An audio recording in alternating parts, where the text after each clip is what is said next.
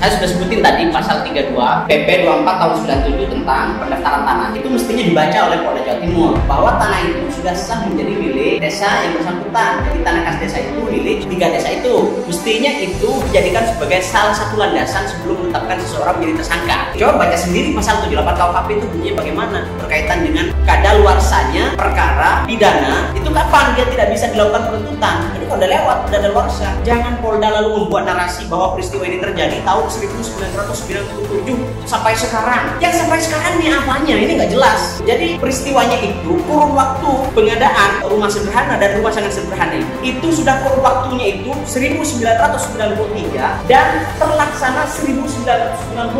Artinya sudah lewat 18 tahun sebagai yang dimaksud dalam pasal 78 dalam hal perkara pidananya itu ancaman pidananya seumur hidup atau 20 tahun. Janggal gitu, janggal perkara ini. Kemudian saat ini tanah sedang digarap. 3 desa ini sudah menggarap tanah kas desa itu. Lalu dikatakan fiktif, dikatakan tidak ada, dikatakan tidak jelas. Yang punya kewenangan menggarap kan bukan tersangka-tersangka ini. Yang punya kewenangan menggarap yang punya tanah dong. Kemudian ini fakta hukum dalam pertimbangan putusan, misalnya ada putusan nomor 9 tahun 2018 ini perdata di Pengadilan Negeri Sumeneb. Dalam perkara perdata itu, majelis hakim bersama dengan panitra, bersama dengan para pihak penggugat dan tergugat sudah turun ke lokasi objek sengketa. Ngecek, ini ada objeknya, tanahnya ada di tanah ini. Kemudian ada perdata. Dulu Pak Haji ini karena perkatung-katung sudah bertahun-tahun tidak bisa kerja. Kemudian tersangka dikatakan nyolong, dikatakan merampok tanah. Akhirnya dia melaporkan pidana. Sertifikatnya sudah disita oleh Polres Sumeneb. Artinya Polres Sumeneb tahu kalau perkara ini, kalau tanah ini ada,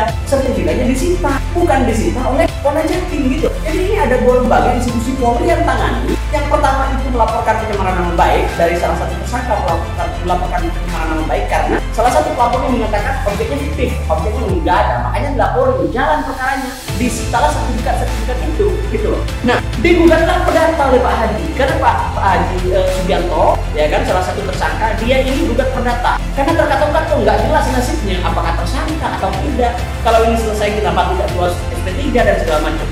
Begitu digugat, ini perkara sudah kasasi dan Pak Haji Subianto menang dan ini sudah ingkrah. Begitu ingkrah, Polda dan PK masih belum ada putusan, sudah ditetapkan tersangka. Saya kira itu putusan Polda mestinya ditunggu dulu. Kemudian ada perkara PTN juga yang diajukan itu sebelum. Jadi akhirnya berjalan, di PTN berjalan, perdata ini berjalan, pidana jalan. Dugaan saya tidak ada kerugian di sana. Gitu. Saya kira itu dulu yang perlu kita sampaikan supaya ini menjadi pencerahan juga bagi publik. Tidak mudah untuk menghakimi seseorang seolah-olah dia adalah koruptor 114 miliar. Padahal kalau menurut saya ya ada tuh korupsinya 114 miliar karena objeknya ada, tanahnya ada. Timnya nggak bisa tersangka, Mbak. Nah, apa statusnya ini? Anggota panitia penyelidikan tanah. Nah, tapi tanah ini kan timin panjenengan turun bodek di tanah ini. Siapun salah lapor ini ke sertifikat lah bodek yang tanah ada aja, Bon. Beda, kemudian turun ke lapangan nih. Mengkade tanah nggak, mengkade orang kedua tutur. Pada apa dua tutur ini kan bersama kepala desa. Oh, sarang kepala desa berarti beda kepala desa setempat beda juga. Beda. Pada tutur dia kan cepon saya sobung tanah kan saya dengan pegelasan sarang pojok sobung kan ya. Berarti waktu ini kan beda kepala desa pegelasan sarang pojok. Beda nih. Pengumpulan ini kan wajib. Kemudian mungkin tim kasak sarang pasera tim ada meninggal kecil dari BPN berarti BPN Sumeneb ya. Kemudian mungkin saya karena nih kampian bareng ikut cak tade. Nika kan barengan mungkin gerep sarang bisa kan di gerep etamene sarang bisa. Jadi nikah mungkin tanah. Cuma empian elaborasi tanah nika tade sehingga empian menyebabkan kerugian negara 114 miliar lebih. Kok bisa? Nah, nika ki panjenengan saya udah. Jadi kan karena panjenengan mungkin saya panggil sebagai tersangka misalnya. Ini kan tahun 2012 tahun anjikan naik kerja malah di pinggir jalan besar luas 400 meter karena anak udah sakit dirawat di rumah sakit Surabaya. Tanah itu dijual seharga 50 juta. Berarti per meter kan hanya 125.000. Gitu kan? Kalau tanahnya BSA itu yang hasil tugas guling 13 hektar, bentuk dikalikan itu hanya 16 miliar. Itu sudah harga tahun 2012. Nikah kan ngocak tadi tanah. Pas saya lapor aki nih kan ngocak aki, cek neng tanah sebelum sertifikat nikah. Nikah tanah nang oreng. Dasar letter C. Dan nikah. Nah, beda waktu nikah letter C nikah pak. Setahun sana pembiayaan nikah. Saya kau nikah. Tahun 1990. Saya ibu sangat tahu sangat proleto. Nah, nikah buat beda anak penyamanan letter C waktu nikah. Insya Allah tidak ada. Tidak ada. Kau boleh yakin. Kan empian senyelidiki sareng tim. Tidak. Empian sebagai anggota waktu nikah ki. Sobung lagi berarti lagi letter C. Jangan empian dah kira kok bisa tiba-tiba atau muncul letter C nih. Bisa. Oh bisa gitu. Dari kamar kira. Di belangko nih ipeda nih kata kacer pak. Jadi kata. Tinggi belangkonya belangko PP ini katanya. Nyelana kan menggunakan menjelaskan tanah itu adalah tanah negara, tapi bukan tanah negara bebas, tanah negara yang ada penggarap.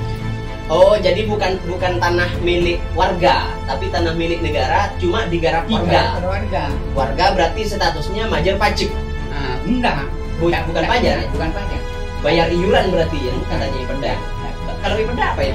Kalau sudah yang bayar itu ada tanah hiasan. Oh, tanah hiasan. Nah, status ini ke tanah hiasan tadi. Tanah negara.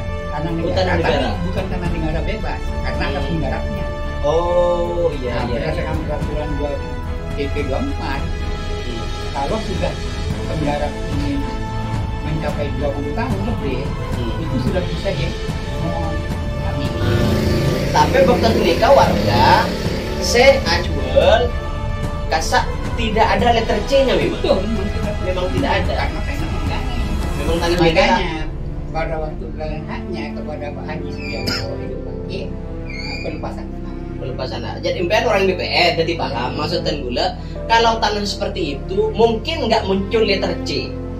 Bisa muncul. Bisa orang-orang yang kurang bertanggung jawab. Oh, maksudnya lewat cara yang tidak benar. Iya. Ya. Oke. Makanya saya bilang tes dulu kuncinya ini tes. Ya. Buku C, terus PP-nya itu cek dulu. Lihat lah. Tahun berapa munculnya? Ini kata lihat tadi. Sama kayak dari kata yang gue tanya. Ini kan terlibat banyak orang, pemerintah daerah, gubernur, BPN kan senikah. Kemudian PT-nya Pak Haji Sugiarto itu kan senikah. Kemudian kepala desa Kolor, kepala desa Capia, kepala desa Pakuresem, kepala desa Poce, kepala desa Talango kan ada nikah.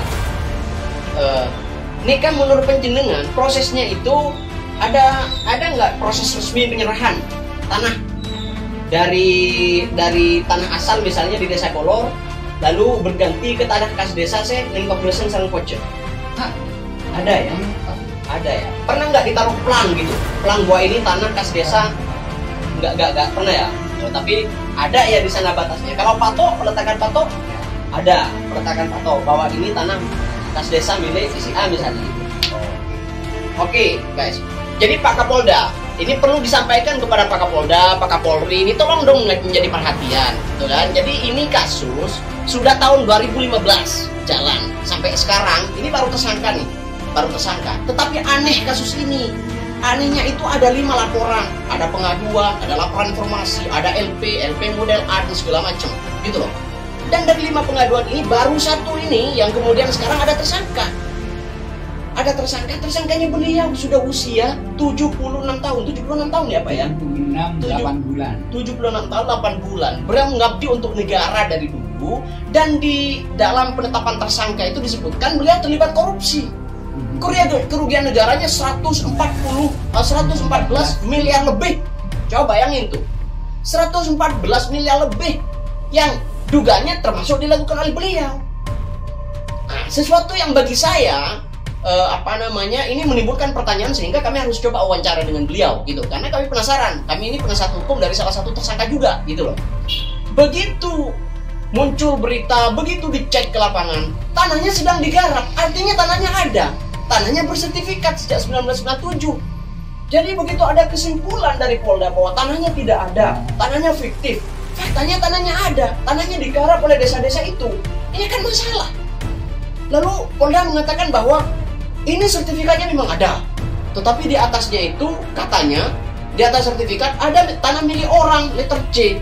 Loh, yang bisa mengatakan letter C ini bisa sah menjadi hak milik siapa? Negara ini sudah ada undang-undang pokok agraria.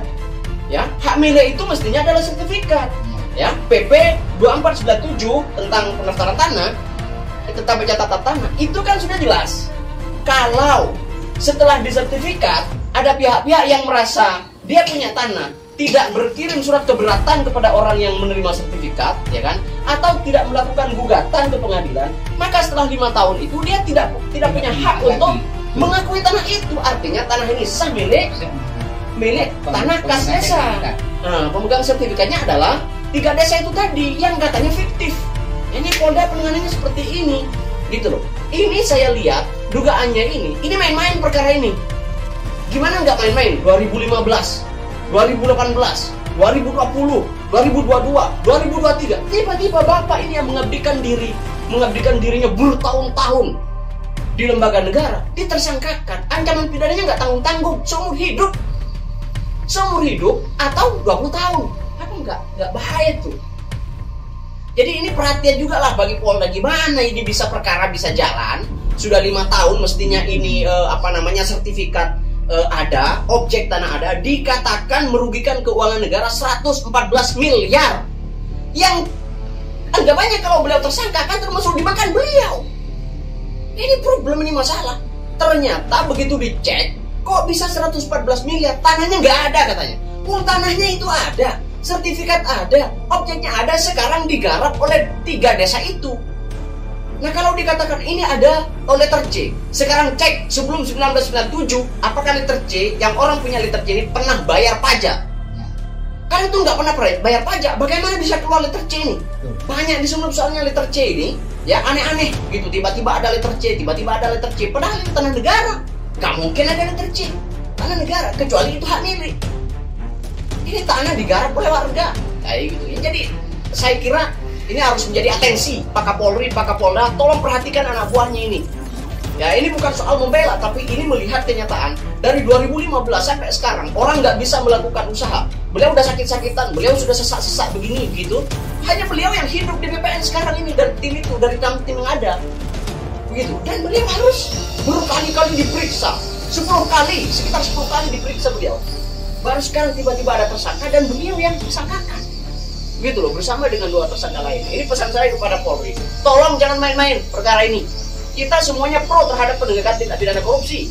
Kita benci terhadap korupsi, tapi jangan salah dong. Orang barangnya ada, tanah kas desanya ada, penggantinya ada, disimpulkan tidak ada. Gitu. Tujuannya apa ini?